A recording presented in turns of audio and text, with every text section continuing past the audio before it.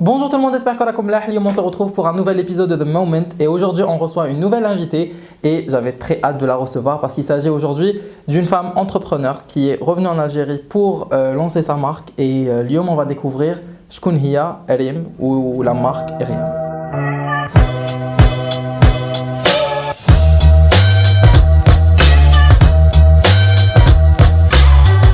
Eh bien, bienvenue. Merci Verdi. Ça va? Ouais, ça va être Bien installé? très bien. T'aimes bien le décor? Magnifique, j'ai adoré. Bah, super.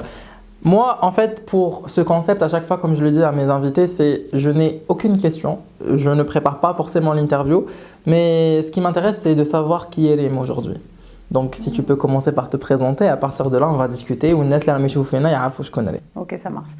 Et bah, je m'appelle Riem, j'ai 29 ans. Je dois m'y faire, mais ouais, j'ai 29 ans. Et je suis la fondatrice d'Eriam. Donc Eriam, c'est une marque de clean beauty en Algérie. Enfin, c'est, je pense, la première marque de clean beauty en Algérie. Et si tu veux, on parlera un peu plus du concept de clean beauty. Oui. Je suis ingénieure cosmétique de profession. Et en dernière année, comme toi, j'ai fait une école de commerce. Je me suis spécialisée en marketing cosmétique. Et avant tout ça, où est-ce que Riem a grandi? Ses études? Écoute, j'ai beaucoup voyagé, mais en France. Moi, je suis née en France. J'ai grandi en France. Donc, je suis née à Valence. Pas Valence en Espagne, mais Valence en France, c'est moins glamour, mais voilà. Et après, j'ai déménagé une quinzaine de fois. Mon papa voyageait beaucoup pour son boulot. Donc lui, il est né, il a grandi en Algérie. Et du coup, j'ai dû beaucoup voyager. Donc j'ai déménagé une quinzaine de fois. Pour mes études, j'ai fait mes études principalement à Marseille et à Paris. D'accord. Et entre-temps, j'ai été à Montpellier et Toulouse. J'étais stagiaire pour un laboratoire cosmétique. Est-ce que tu as choisi finalement le domaine de la cosmétique parce que c'était un domaine qui t'intéressait en tant que, on va dire, cosmétique ou parce que c'est, on va dire, un peu girly, un peu, enfin, je sais pas, avant on se disait ça, ou c'est beaucoup plus pour les formules, pour le côté scientifique? Plutôt pour le côté formule et scientifique parce que je suis pas du tout girly. J'étais très garçon manqué, j'ai fait 20 ans de natation, donc tu vois, genre rien à voir. Ouais, et du triathlon aussi, donc tu vois, vraiment rien à voir. Et même mes proches aujourd'hui, quand ils voient que j'ai basculé du côté cosmétique, je me maquillais pas, je faisais rien de tout ça, donc j'étais pas du tout prédestinée à faire ça. D'accord. C'est juste que vraiment la pharma me plaisait pas. Okay. Et le côté industrie pharmaceutique et tout ce qui allait autour, d'un point de vue éthique, je pouvais pas travailler dans ce milieu-là. Et du coup, il me restait qu'une option, c'était la cosmétique, quoi. Voilà. Par quoi on peut commencer quand on est dans le domaine comme le tien? Alors en fait, tu fais un master, donc, et dans ce master-là, tu as 2 ans d'ingénierat cosmétique, donc on t'apprend à formuler, donc tu apprends à faire un rouge à lèvres, un shampoing, une crème hydratante. Et en parallèle, tu apprends toute la partie réglementation. Donc comment tu mets en vente, comment tu mets sur le marché un produit cosmétique. Parce que les gens, et en particulier en Algérie par exemple, tu vends un produit cosmétique, tu le mets comme ça sur le marché et c'est bon, il n'y a plus rien. Non, en fait, tu as 1 an entre la partie théorique et la pratique. Et même après la commercialisation de ton produit, tu continues à le suivre. Par exemple, moi sur Eriam, mes produits jusqu'à présent, je les suis. Et je demande ce qui se passe après la commercialisation. Parce que ton consommateur, il peut avoir une allergie, il peut avoir un problème, il peut... Tu vois, donc c'est vraiment un suivi. Exactement. Donc on apprend la partie réglementaire et la partie marketing, que tu aimes tant. Oui. Mais malheureusement, je trouve qu'elle est un peu négligée et c'est la raison pour laquelle j'ai fait une école de commerce après. Il y avait un seul master en France qui était en partenariat avec l'ESSEC, donc, voilà, et l'ISIPCA qui était l'école de la parfumerie. Donc c'est de là-bas où sortent les grands nés de la parfumerie, comme on les appelle. Et il y a un seul master en France qui te propose marketing cosmétique. Donc j'ai fait ça pendant 1 an et voilà. Et est-ce que ça t'a ouvert des portes, par exemple, parce que je sais que tu occupais un poste très important au sein d'une très grande entreprise. Est-ce qu'on va dire que c'est grâce à cette école ou c'était ta détermination qui a... Si tu veux, moi, depuis toujours, j'ai toujours voulu revenir en Algérie. Enfin, en fait, je dis revenir, mais c'est venir parce que je venais pendant mes vacances. Je venais pas, voilà. Et j'ai toujours voulu contribuer à ma petite échelle à apporter quelque chose à mon pays. Parce que je me suis dit, ok, je voyais ce qu'il y avait sur le marché, je voyais ce qui se passait, mais je me suis dit, non, là, je pense qu'il y a un truc à faire parce que malheureusement, je trouve qu'il manque. Tu as des marques qui le font, des marques artisanales, etc. Mais c'est de l'artisanat. Mais de l'industrie cosmétique, clean, il n'y en avait pas. Et le problème, c'est que j'étais frustrée parce que je venais tous les mois en Algérie. Donc, grâce à mes études, j'ai pu avoir je suis rentrée en tant que stagiaire dans cette entreprise. Et c'était sur le marché algérien. Et donc, quand j'ai commencé mon stage, je leur ai dit, moi, je veux bien travailler avec vous, je veux bien intégrer et tout l'entreprise, mais ma condition, c'est de voyager en Algérie. Donc, au bout d'1 mois, mon patron il m'a dit, t'as un passeport algérien? Je lui ai dit, oui, bien sûr que j'ai un passeport algérien. Il m'a dit, t'as pas besoin de visa, il n'est pas périmé. Je lui ai dit non, et j'ai commencé mes déplacements. Okay. Et ils m'ont donné c'est vraiment une chance incroyable, parce que très jeune, à 22-23 ans, j'avais des responsabilités. J'avais des responsabilités commerciales et marketing, et je trouve que c'est assez rare. Et clairement, si ça n'avait pas été ce master, parce que tu as la double compétence d'avoir fait des études techniques en cosmétique et marketing. Oui. Ça va se compléter pour te permettre d'intégrer directement le marché sans difficulté. C'est ça. Super. Et d'où vient, on va dire, l'amour pour l'Algérie? Parce que finalement, tu as fait tes études, tu as poursuivi, on va dire, ton chemin et ton parcours d'étudiante et, on va dire, ton stage, qui n'était pas dans n'importe quelle entreprise, mais tu as décidé d'arrêter ça à un moment donné et de te consacrer à ta marque et surtout l'Algérie. Ouais. D'où vient d'abord l'amour pour l'Algérie? De mes parents. De mes parents, parce que je pense que quand tu grandis dans n'importe quelle famille algérienne, tu as forcément le patriotisme qui va avec. Donc moi, tu vois, quand j'avais 3 ans, c'était les premières années de la télé algérienne. C'était les années 97, donc tu vois, c'était encore le terrorisme. Et on devait apprendre à SMN, on devait faire le salut, quand il y avait le drapeau et tout, on devait saluer et tout. Donc vraiment, non, je pense vraiment que c'est mes parents. Et après, je passais tous mes étés en Algérie, toutes mes vacances en Algérie, que ce soit hiver comme été. Ma grand-mère vivait à Ouedraogo, donc tu vois, c'est pas Alger, c'était pas Oran. J'ai vraiment grandi à l'ancienne. Il n'y avait pas de clim, il faisait 49 degrés l'été à l'ombre, mais tu vois, c'était des fournis. Ouais, exactement, c'était des souvenirs qui, je pense, inconsciemment font que tu te dis, je sais d'où je viens, donc je sais où je vais. Et je ne me voyais pas aller ailleurs. Pourtant, j'ai eu des propositions de poste, j'aurais pu m'expatrier à Dubaï, j'aurais pu rester en France, j'aurais pu aller aux États-Unis, mais je me suis dit, si je dois faire quelque chose, je le fais en priorité dans mon pays, et après on verra. Ok, ça c'est beau, ça j'aime bien, parce que c'est rare où en fait il y a beaucoup de personnes, et je pense que c'est aussi grâce à toi que là maintenant on pourrait faire passer un message aux personnes qui, leur seul, on va dire, objectif ou rêve, c'est de partir et se dire il n'y a rien. Et je pense qu'on va continuer avec une petite question. Donc du coup, aujourd'hui, est-ce que tu le regrettes ou pas? Oh, pas du tout. Franchement, c'est une des plus belles décisions, pour ne pas dire la plus belle décision que j'ai pu prendre dans ma vie. Ça fait presque 2 ans, donc ça fait 5 ans que je travaille entre la France et l'Algérie, où je venais une fois par mois, pardon. Et ça fait presque 2 ans que je suis installée. Et honnêtement, non, pas du tout. On sait que Zaïre, tout n'est pas rose. On connaît le quotidien, on sait. Mais en fait, si tu veux, je me dis, si c'est pas nous, enfants du pays, qui faisons en sorte de changer les choses à notre manière, vis-à-vis de notre entourage, comme toi tu le fais par exemple, on recrute des gens, on apporte une valeur ajoutée, etc. Je me dis, qui va le faire en fait, tu vois? Et en fait, j'ai toujours un pincement au cœur quand, tu vois, je scrolle mon feed TikTok et que je vois les vidéos où ça commence par li ma ajbash al-hal yibdel bled, li ma ajbash al-hal yibdel bled, et que tu vois, ils sont là avec leur passeport et leur truc. Je dis pas que c'est pas bien, hein. Je dis que celui qui veut partir à l'étranger pour découvrir une nouvelle culture parce qu'il a juste envie de découvrir une nouvelle culture, ou qui se dit je vais faire mes études et peut-être que je vais moi aussi apporter un plus et je vais revenir dans mon pays et je vais apporter un plus, parce que l'Algérie, c'est vrai que c'est un marché vierge et qu'il y a tout à faire. Ça, ok. Mais tu vois, tu te dis, tu pars et t'oublies ton... Enfin, c'est pas t'oublies ton pays, mais je veux dire, tu reconstruis une toute nouvelle vie ailleurs, où finalement, plus tard, tu es amené à fonder une famille. Donc ça veut dire que tes enfants, ils vont vivre entre 2 cultures. Et je trouve que c'est très compliqué. Moi, mes parents, ils ont réussi à le faire avec mes frères et sœurs et moi. Mais je trouve qu'aujourd'hui, en 2023, c'est très compliqué. Et il y a beaucoup de belles choses à faire en Algérie. C'est pas facile, c'est pas le paradis, mais pour moi, le paradis sur Terre n'existe pas.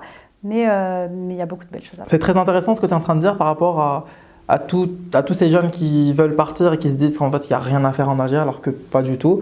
Il y a plein de personnes qui se disent « Non, place des Mejhna » ou « Là, j'ai rien réussi à faire », alors que finalement, ce qu'il aurait pu faire ici en Algérie, il va le faire à l'étranger. Par exemple, je pense à tous ces jeunes qui refusent de travailler comme serveurs, qui refusent de travailler dans des restaurants, où là, ils disent « Non, je ne suis serveur, mais finalement, dès qu'il arrive en France ou là, en Espagne, là, peu importe dans le monde, c'est le premier boulot auquel il va penser.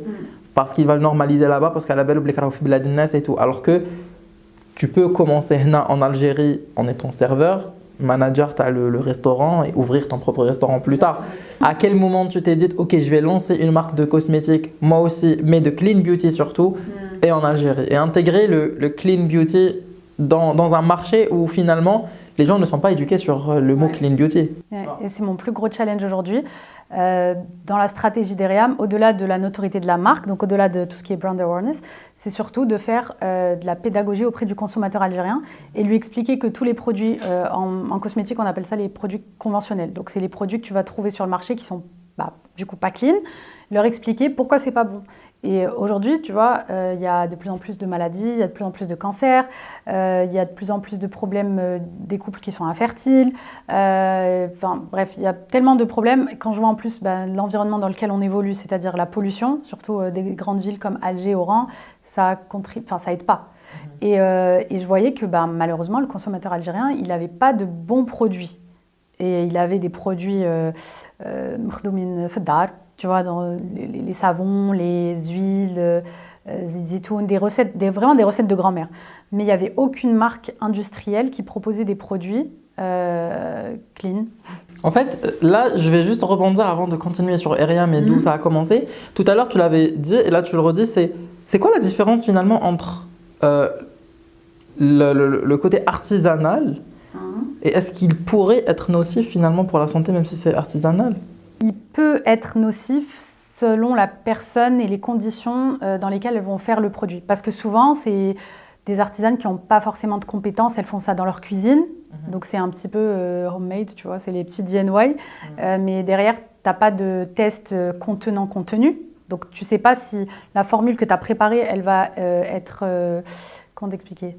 Si elle va être compatible avec ton packaging, parce qu'il se peut qu'il y ait une contamination microbactérienne. Donc tout ça, c'est des tests de microbiologie que tu dois faire avant de mettre ton produit sur le marché, parce que tu peux demain te réveiller avec plein de boutons sur le visage, des levures dans ta crème, tu vois.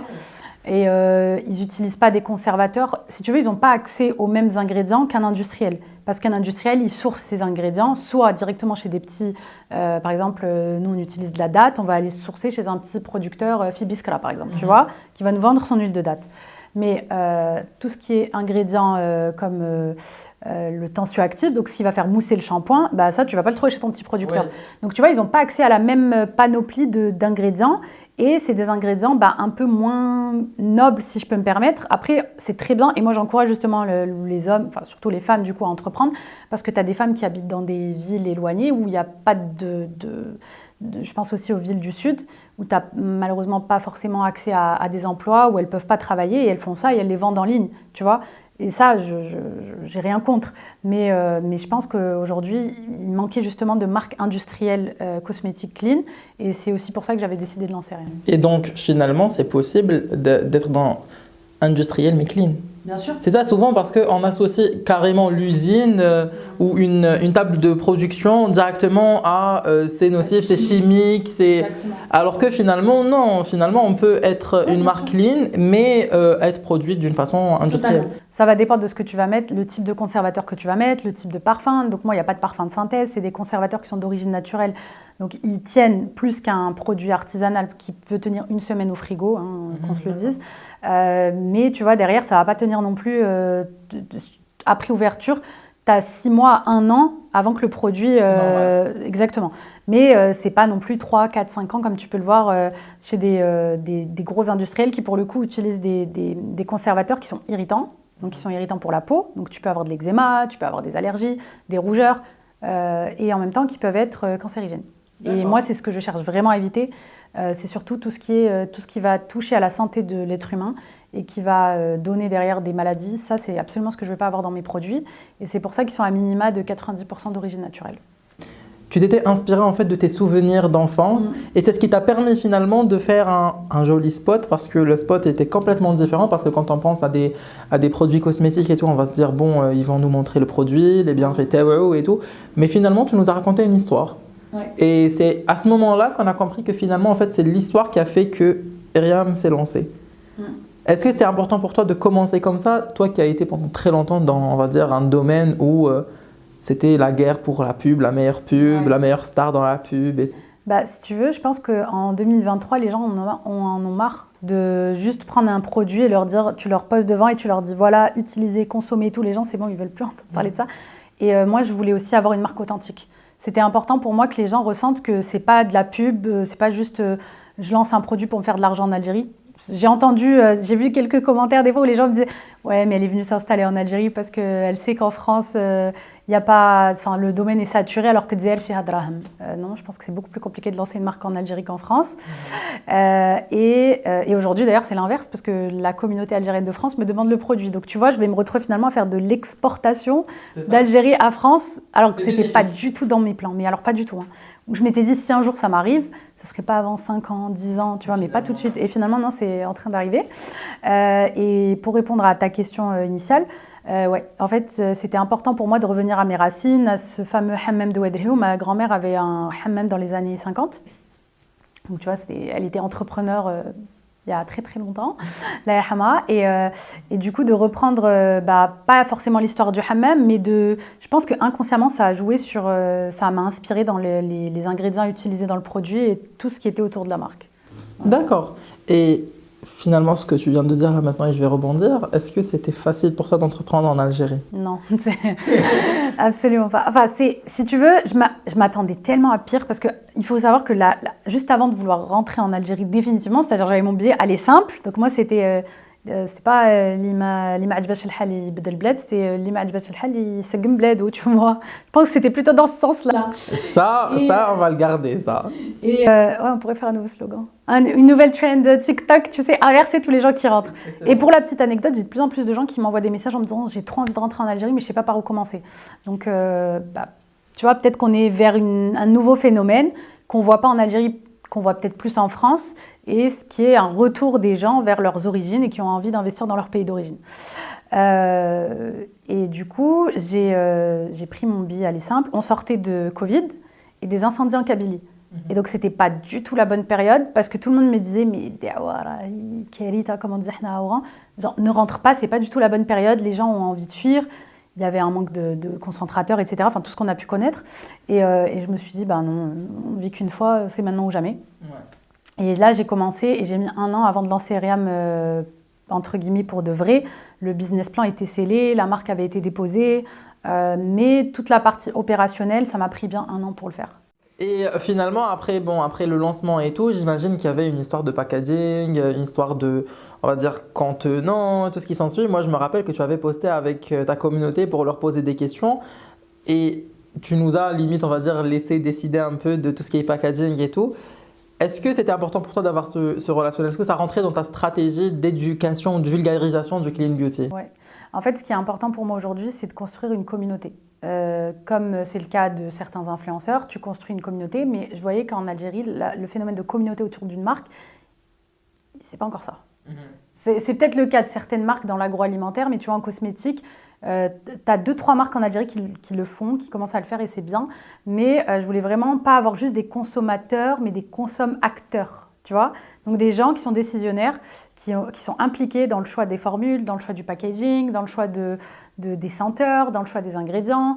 Et j'essaye vraiment à chaque fois d'intervenir et de demander quel est votre pack préféré, choisissez celui qui sera élu dans les futurs produits, etc. Pour moi, c'est important de demander aux consommateurs ce qu'ils veulent. Et par rapport finalement, aujourd'hui, le retour de ta famille, ceux qui peut-être au début se disaient pourquoi elle est en train de faire ça, ou là, ils étaient un peu perdus, ou à l'âge d'Aïdelaka, aujourd'hui, c'est quoi leur avis? C'est quoi le retour? La chance que j'ai eue, c'est que mes parents m'ont toujours encouragée. Donc tu vois, bon après j'ai dû faire des preuves parce que j'ai quand même fait 5 ans d'aller-retour entre-temps, donc ils se sont dit bon, si elle fait ça, c'est qu'elle n'est pas si... Elle est consciente. Ouais, voilà. Mais par contre, j'ai des copines, elles m'ont dit, mais quand tu nous l'as dit, on s'est dit, mais elle est complètement folle. Et en fait, maintenant, franchement, ils s'tarfent bien. Mais vraiment, tu vois, genre elles me disent, franchement, bravo, parce qu'on ne pensait pas que tu allais le faire, ou on pensait pas que... On pensait peut-être que tu allais le faire, mais que tu allais lâcher et tout. Et le problème, c'est un petit peu ça, c'est que les gens se disent à quel moment va arriver la chute en Algérie, tu vois.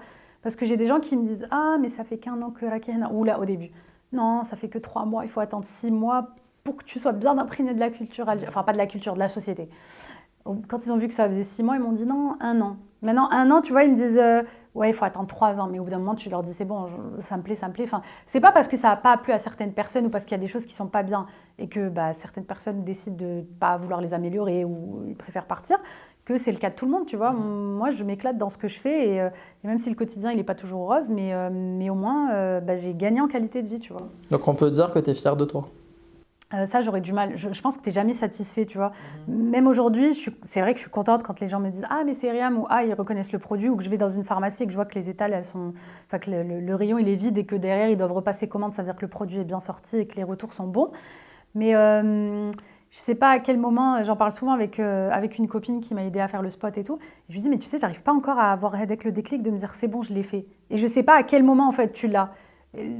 J'attends le moment où je vais être super fière et je vais me dire « Ah ouais, en fait, Rim, tu l'as fait ». Mais je pense que quand tu as tellement la tête dedans, tu n'arrives pas à te rendre compte du truc, tu vois. Peut-être que tu as des objectifs à atteindre.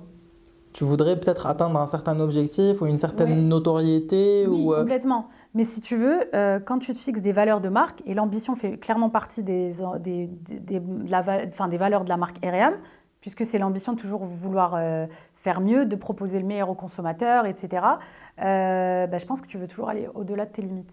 Et c'est bien, mais c'est pas bien non plus, parce que si tu veux, tu n'es jamais satisfait de toi à l'instant T. Mais pas négativement, tu vas plus peut-être te challenger et te dire oui, je l'ai fait, je suis consciente, mais je peux faire mieux. C'est exactement ça. Okay. Mais ça, je pense que c'est de la déformation sportive. Tu vois, c'est comme avant, je faisais de la natation, je faisais un temps, tu réussis, tu bats ton record, mais tu te dis non, la prochaine fois, j'ai envie de faire mieux, tu vois. Donc je pense que tant que c'est pas un truc négatif. Ouais, c'est ça, c'est exactement ça. Ouais. Eh ben, merci beaucoup. En fait, je vais prendre un de tes produits. Ouais. Le voilà. Donc on a ici donc le shampoing date huile de coco. C'est pour cheveux sec et abîmé. Alors, petite précision, cuir chevelu sec et abîmé. Parce qu'en Algérie, enfin même en France, dans la partie pédagogie, les gens confondent leur cuir chevelu et les cheveux. Donc, kigoulouli charli nechef, en fait, ils parlent de ça. Tu vois. Mais moi, je leur dis non, mais attendez, c'est le cuir chevelu. Quand ils me disent charli mzit, mais mzit, il peut pas. Mais écoute, je mzit maintenant, tu vois. Alors, la question que j'ai trouvée maintenant que je pose, combien de fois par semaine vous lavez vos cheveux? Tu vois, quand elle me dit je me lave les cheveux une fois par semaine ou une fois tous les 10 jours, parce que tu as des gens qui ont le cuir chevelu très sec, et c'est celui-là. Voilà, donc c'est plutôt... Voilà. Donc moi, ce que je vais faire avec ce shampoing, c'est que je te le donne. Merci. Et je prends 30 secondes, et tu as 30 secondes pour nous convaincre d'acheter ton shampoing. Oh.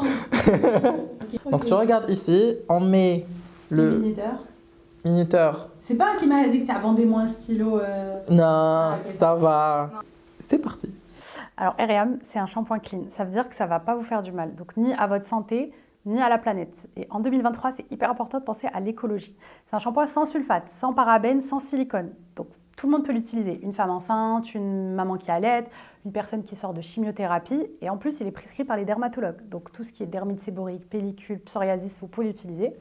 Celui-là, il est à base de dattes et huile de coco. Donc, Tmar Tana. Donc, c'est un produit qui est algérien. C'est un produit qui sent hyper bon. Bon, là, vous ne pouvez pas le sentir, mais je ne sais pas si on va voir la texture. Ça y est, classe, déjà. Ok, j'ai oublié l'essentiel du truc. Bon, c'est pas grave. Non, moi personnellement, tu m'as convaincue. Hein.